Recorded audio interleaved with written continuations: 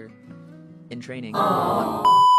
Alam niyo ba mga guys na may isang dating ex-PBB housemate na ngayon na isang pastor na mga guys? Ito lang naman ay si Edward Barber mga guys. Sabi nila ito daw yung dahilan ng hiwalayan ng Mayward. I don't know kung ano ba talaga yung dahilan ng hiwalayan ng Mayward kasi walang explanation si Maymay at saka si Edward mga guys. Pero sabi nila pinili daw ni Edward yung pagiging pastor kaysa relasyon nila ni Maymay. Pero parang hindi naman totoo mga guys, di ba? Sa mga Mayward fan dyan, comment down below kung tama ba ang mga netizen na ito or mali. Kasi sa pagkakaalam ko, wala silang explanation mga guys. Pero panoorin ninyo ang video ni Edward mga guys. Pero totoong pastor na nga talaga siya.